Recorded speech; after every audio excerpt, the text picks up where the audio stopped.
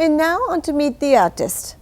A beautiful hostess by a beautiful name of Mrs. Shabnam Samuel Thakar hosts Dewdrops and Words on Women's Worldview.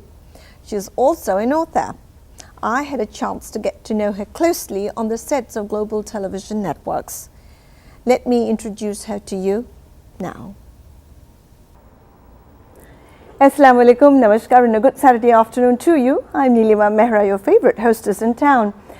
Well, you've seen them all, you've met them all, but guess what? You haven't met the diamond that glitters in the sky. I call her a diamond because I actually met this personality many moons ago, and I didn't quite discover the depth in this woman. That's right, she's a beautiful lady. The more I got to know her, the more respect I gained for her. And she truly amazes me in every facet of life. Well, let me introduce her onto the screen and onto you so that you get to hear from her own words. And to many of you, she's no stranger, as you know her from her television show that she hosts and that she founded. And that show is called Dewdrops and Words. Mind you, there are hundreds and hundreds of words that she uses that weigh $1 million. Anyway, back to our author. Her beautiful name is Mrs. Shabnam Samuel Thakar. Hello, my love. How are you? Good, Nilimaji. How are you? So good to see you. Absolutely, likewise. You're wearing my dress, by the way. Why couldn't you wear it today? Great minds think alike, because I look better than you. No. That is true with anything you do. Just joking, my goodness. So welcome to your own TV show. I mean, I know your respected viewers watch you on Dewdrops and Words, but today I'd like to discover your internal you. Who is Shabnam Samuel Thakar? Where do you hail from? How did you come to the US, especially Washington, D.C., and when was that? So, I'm a combination of elements, I like to call them. I grew up in India, in this little town on the East Coast called Cuttack. I was raised in a bicultural, biracial home in the 60s. My mother, actually my grandmother, but she raised me, was a Russian, and my grandfather, who was my father, was an Indian. So I lived there all my life, finished my education there, got married, and moved to the States in 1989. Wow. It's been almost 30 years. So that's, and I came when my first husband came here to study, and so that's how I came So here. you said you moved here in the 1980s. Was it in Washington, D.C. itself? Well, no, we moved to Charleston, South Carolina, but I guess they didn't want us there because they sent Hurricane Hugo. Right. Which banished us from South Carolina and brought us to Washington, D.C. Wow. And then it just happened, Washington, D.C. became home. Then you just fell in love with the Washingtonians, huh? Yes. No other way out. Anyway, is it okay if I ask you, what do you do by profession? By profession, I work for a healthcare industry. It's my profession, but it's not my passion. My passion is writing, helping women, empowering women, and just doing everything that's related to writing. So if I could make that my profession, I would. Wow. Well, I love the writers, and I'm always in love with the writers because I love their thoughts. But I particularly respect women that stand for women empowerment because I myself am a very strong believer in that. So you being a writer, what made you go into writing? How did you become a writer? What was there? What incentive did you have? Well, it was a way of speaking to the world for me because I grew up, in spite of, there's so many different dimensions there. In spite of being in this biracial, bicultural home, as a woman, as a girl, I was never encouraged to speak. There were so many things that I wanted to say or do, and I wasn't allowed to express my words. So I took to pen and paper. And that's how I wrote. I, treated my paper as a friend, and I wrote to my friend. Lovely. So, just a personal question. So, you were not allowed to speak. Was that the Indian blood or was that the Russian blood? It was the Indian blood, definitely. The Indian, I wouldn't say the blood, but basically the Indian culture. And so, my grandfather who raised me was the dominant personality in the home. So that's who we followed. And he didn't like women raising their voices, talking, or... Oh my goodness, typical Indian, huh? So now that we know that you're an author, how many books have you written, and tell me a little bit about the latest book that's about to be published. This is actually my first book. Okay. I've written essays and they've been published online in a couple of magazines, but this is my first book. It's a memoir. It's called A Fractured Life. Why I wrote it, it took me about 50 odd years to get the courage to write the book. I wrote it because I felt there are still women like me, in spite of us moving so many generations and decades and, you know, light years away from what we were. But I still feel there are a lot of women like me who need the support or need to see somebody who's gone through that experience. I mean, from the outside world, oh wow, she lives in America, look at her life.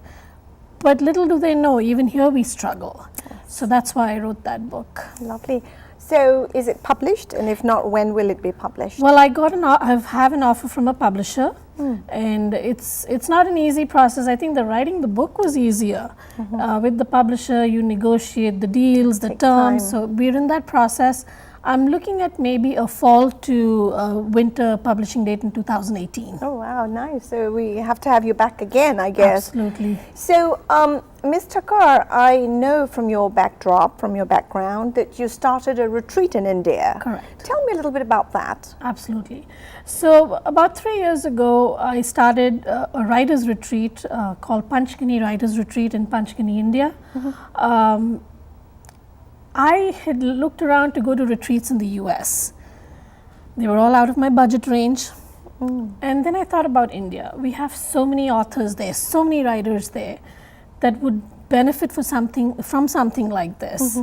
And I've seen what people do here. I wanted to kind of emulate and take the good things here and take it back to India.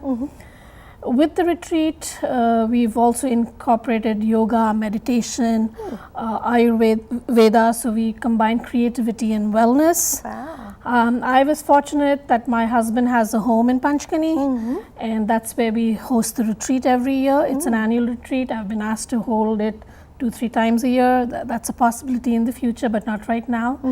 And that's how it came about. So it's open to everybody, whoever wants to come. We start from the airport pickup to the drop-off. Everything we take care of. You just buy your ticket and come to India, and that's how we go. And I have a website also. It's called panchganiwritersretreat.com. Nice. And for the curious, they can go look at it. Beautiful. So, for our fellow men back in India, how do they look at this? The retreat? Retreat, yes. Some of them love it. A lot of them want to come and teach.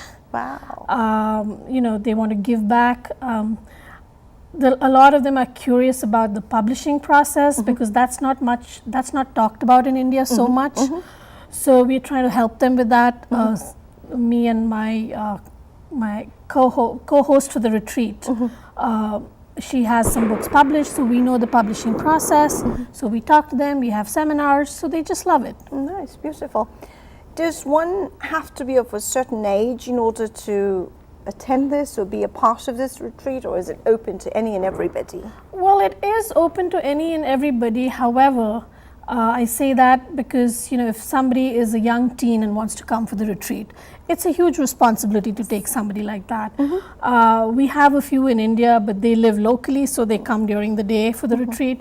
But taking somebody, say, from Europe or from America, I wouldn't do that right now because if a parent is coming along, then fine. You know, the kid can be at the retreat, the parents can go out and, you know, do sightseeing. We would do some of that. Lovely. Now, I know our time's about to run out, but very quickly I wanted to ask you about your involvement with women here, women empowerment, and how you help women in their lives. Tell our viewers a little bit about that. So I work as a mentor and a coach for an organization out of Virginia called Empowered Women International.